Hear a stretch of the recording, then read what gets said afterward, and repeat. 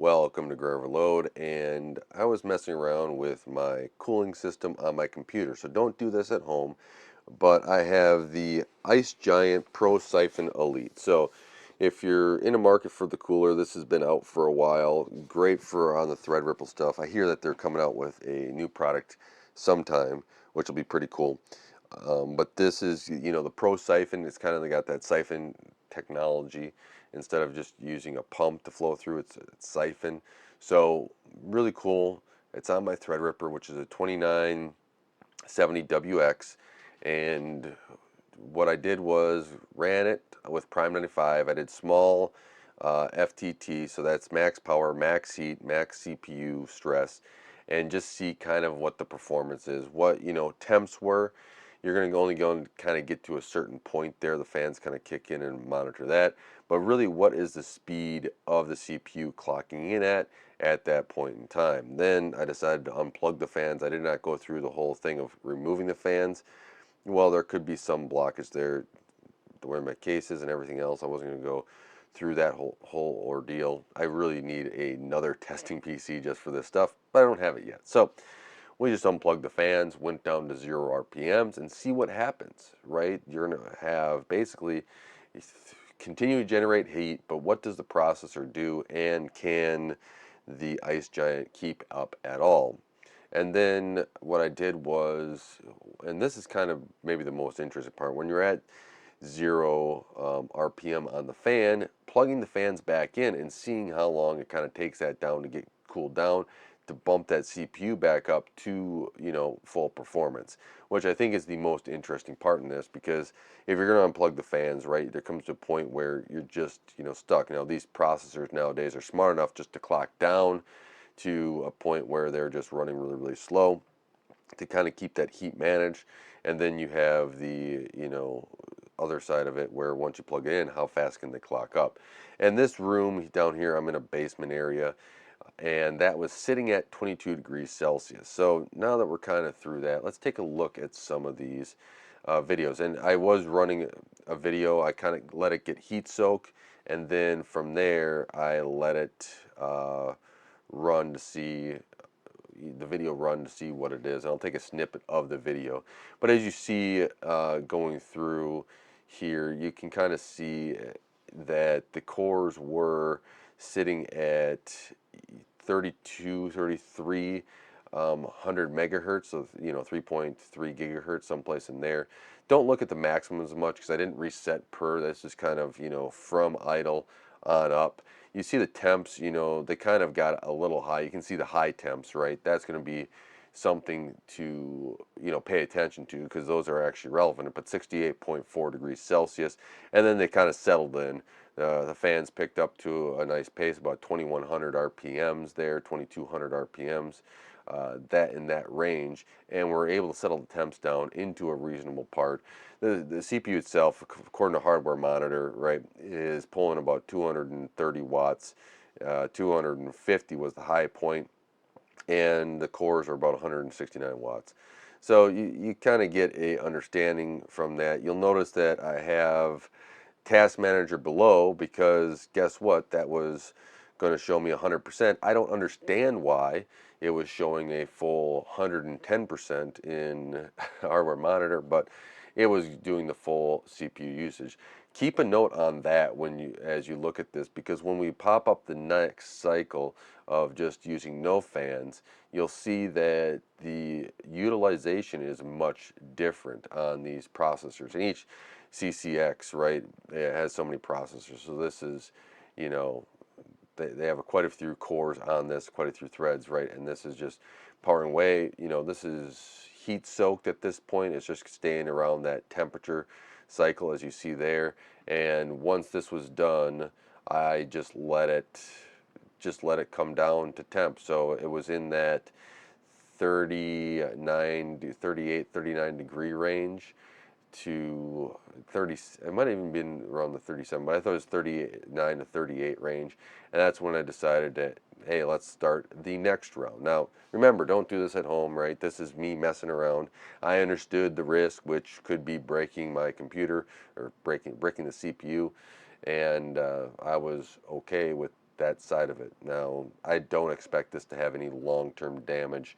I was monitoring the temps on this second cycle, which, as you see here, it's already been running for a while. So I didn't want to record the whole time and just create another point on here, but it started up and then dropped down. And as you see, we're running at 550 megahertz this whole time. So once you got up to heat, and the heat just constantly keeps going up. So, here, I'm not going to play the whole video. I might skip around and give you different snippets of this.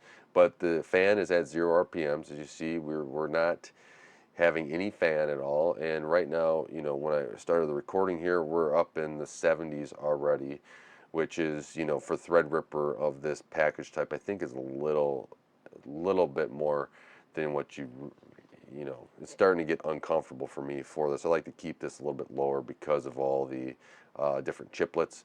I like to keep it, in that, at max high, the 60 range. Now, again, I'm testing this. I can't remember what TJ Maxx is on this, but that's just what I like to keep it at. And as you see here, we'll go to the end here. It just keeps on rising. It's sticking at that 550 megahertz, and it's just going to stick there, right? It doesn't get much lower. 532.9 is kind of the lowest that it gets to. But these CPUs, you notice that I still have system fans running, and the system fans are at the highest fan rate because it is it is at the hottest point. Now, if I could have gone through and kept these down, it would just increase probably these temperatures there. But you're getting, up close to 77, 70 degrees Celsius, and it's getting up towards that 80 degrees Celsius there. And I thought at that point, I'm just going to keep it's just going to sit at 550 megahertz, just keep going on from there. Do I really need to keep this going for this test? I haven't done anything. That was about 15 minutes in on the test where it's just sitting there. About 15. I'd go 13 to 15 minutes in that range. So that's there. And then I decided to start recording, and this was a little bit different, right? I want to see this come down. So as I go around to my computer, everything was exact. Side panels on were the same. Everything was the same. So what I did is I took off the side panel.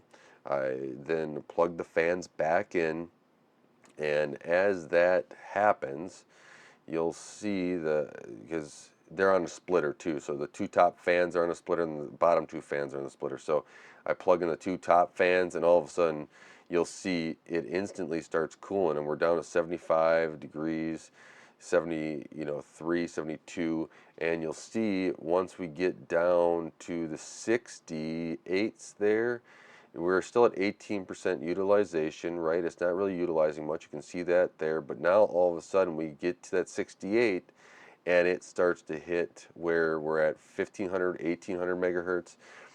And from there, it keeps going. You see the utilization just coming up. We're at 2200. And this is just regular stock MSI Smart Curve stuff for the same fan curve that we had before. And it's at 1500 CPU fan there.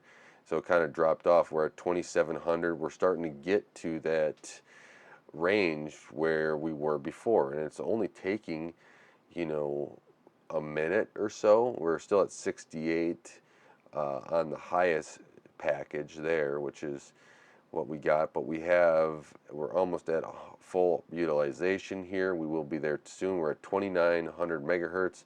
I believe we get up to the same amount here after a little bit, but 1500 RPM, we're sitting in there as well, and we're just seeing we're at 33,000 megahertz. Did MSI do something different after I unplug it and plug it back in? I thought the fans would be a little bit higher, but I didn't restart the computer or anything. I just let it be on the same stuff the whole entire time. This is this MSI board for you. But let's see. We're at 100% utilization.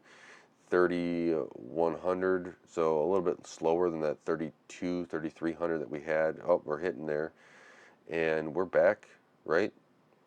We're back into a good temperature range, 67, 68 C, and it does a pretty good job plugging those fans back in. So this is just, a little experiment I want to try with the ProSiphon Elite and see how well it performs. I was suggested this by the founder of ProSiphon, which, it's only taken me a couple years since I've done that review to actually get to it. So I apologize for being so long. This is actually kind of fun, right? Getting it up there. I was Windows was being a little problem here the last 2 months, or last 3 or 4 months actually. There was a bad update. They were having crashing issues, and I didn't want to reformat this. And eventually, a Windows update fixed it. Right? This is the thing with Windows right now. That's a whole nother video. But we're going through, right, and decided to finally having Windows update happen and the system's rock solid stable again. I've been very pleased with that. Let's get the testing done. Was able to run through this testing, get this done, go through it a few times, and impressed with what it's capable of doing, right? So this recording of what it was is, getting a good performance. Once you have that done, you're only taking, a minute or two to get back up to your speed if you are trying to do that. So if you could kind of manage this, right? You do a lower RPM rate and get a pretty good performance and maximize the performance out of your system, especially using this ProSiphon Elite. Now, hopefully I believe that they're coming out with some other stuff too. This sort of technology, as we keep getting processors with higher power consumption, who knows, we might have a GPU using something like this now too. These are some of the technologies that you kind of go through, and how are we going to innovate to help keep a lot of these things cool and not, and be efficient. Hopefully you're in a room that's bigger than a 3x3 room when you're really crushing stuff. But these are things that are kind of fun to do and test, especially if you are okay with the potential consequences that may come with it. I would not recommend you just do this because you want to, have a reason for it, because no reason to try to kill something just to kill something. But it was a fun little experiment. Let me know what your thoughts are on this experiment, what you'd like to see next. I still have this ProSiphon Elite right now. I do want to upgrade my system at some point, so we'll see. I think I might use their new one that they eventually come out with. What am I trying to say, right? Their new cooling system. They have what is it called? The IceGiant ProSiphon Titan 360. It's on pre-order. I do want to try that to see how that operates. It'd be interesting to see that, but we'll see. We'll see on when I get these products, or when it comes out, right, and when I build my next system. But with that, thank you so much for watching. Let me know what your thoughts are on this below. I'll be sure to check out those comments as well. Thank you so much for watching and helping grow Overload and supporting this channel. I really do appreciate it. Until next time, don't forget to like, share, subscribe, hit the bell icon, and watch another one of my videos. All that really does help out the channel. Until next time, God bless.